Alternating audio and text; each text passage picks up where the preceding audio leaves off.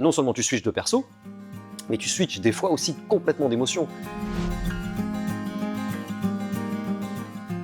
Donc le porteur d'histoire, c'est une véritable pièce où il y a un véritable défi pour tout acteur, parce que là, vous êtes 5 acteurs sur scène Ouais, et vous jouez au moins une quarantaine de personnages, c'est ça. et chacun au moins 5, 7, 8 personnages du coup. Et je me dis que ça doit être un véritable marathon mental pour un acteur d'incarner autant de personnages. Donc j'aimerais bien, Benoît, que tu nous racontes comment tu t'es préparé mentalement, émotionnellement pour incarner tous ces personnages. Ouais. Alors moi j'en ai beaucoup, effectivement. Enfin chacun en a 6-7, effectivement. Après moi j'ai la chance pour ma partie, on va dire, sur mes persos.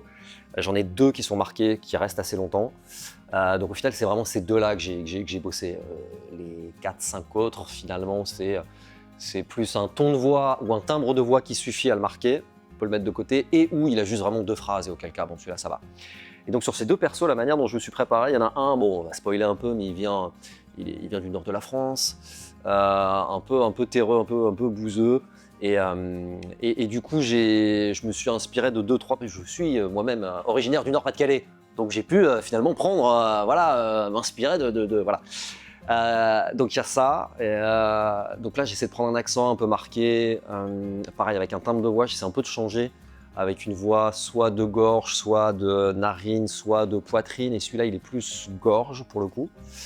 Voilà. Et le deuxième, c'est ma voix, Benoît, sur le deuxième. Mais pour le coup, là, on est plus, c'est plus sur l'attitude. Et après, tu disais sur le rythme. Sur le rythme, c'est marrant, mais il y a un moment où, il y a un moment donné, enfin, la pièce est extrêmement rapide, hein. Mais il y a un moment particulier, au bout de 10 minutes, un quart d'heure, où ça s'accélère, surtout pour mon personnage et celui de Gabi. Et il y a une danse à faire, etc. Et à un moment donné, je dois marquer un temps pendant que l'action continue. Et je me souviens qu'à chaque fois, je suis extrêmement essoufflé. Et comme je suis censé être un peu éteint sur scène, je fais attention à ne pas respirer trop fort, mais véridique, je suis en...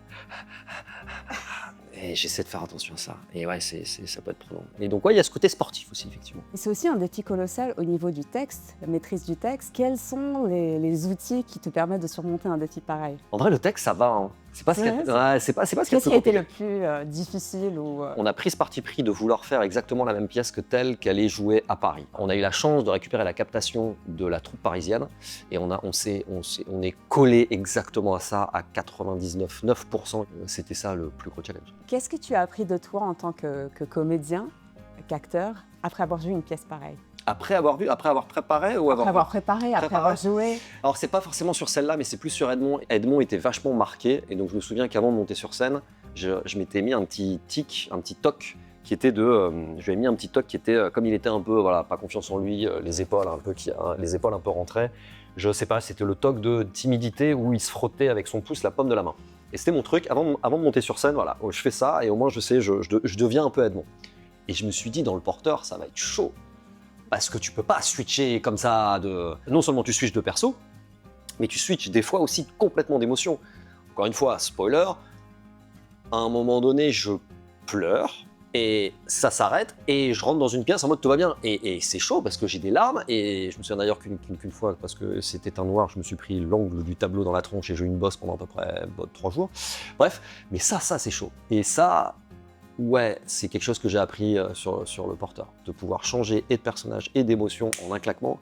Ouais, c'est pas toujours évident. Mais tu as parlé justement d'Edmond, donc un des personnages De Michalik. de Michalik. Et justement, ce personnage que tu as brillamment interprété sur scène, qu'est-ce qui rend ces personnages aussi attachants et intéressants à jouer pour toi en tant que comédien? Ah, ils sont marqués, et s'ils ne le sont pas forcément, s'ils sont marqués, ils sont tous marqués, attachants. Il y a pas...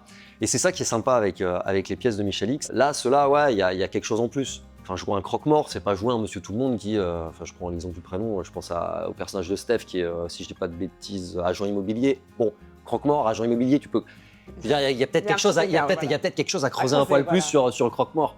Et si c'est des personnages un peu plus, justement, de la vie de tous les jours, typiquement le mien, le premier que je fais dans le porteur, d'un point de vue de caractère, on peut l'avoir, on le cerne assez facilement, mais par contre, il se prend des choses de la vie dans la figure qui font que le personnage en devient intéressant. Et justement, où tu vas creuser ces émotions qui sont peut-être des émotions que tu n'as pas toi-même en tant qu'individu Senti avant? Ah bah alors typiquement, encore une fois, un petit exemple, le premier personnage, encore une fois il y en a que deux, hein, mais surtout le premier parce qu'en plus il est contemporain donc c'est plus facile.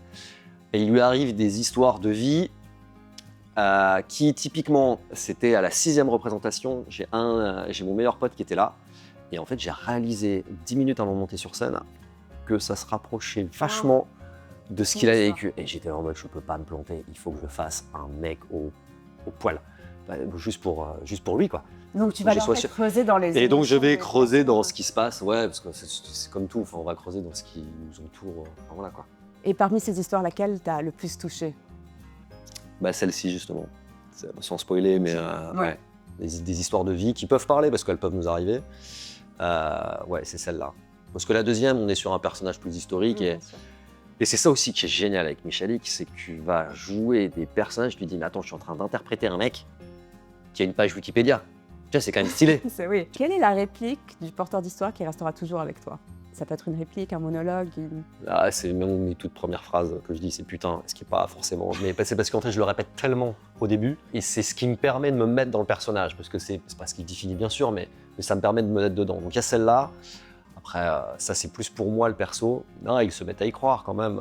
Quel est le plus beau souvenir que tu gardes de cette expérience? Il y en a tellement.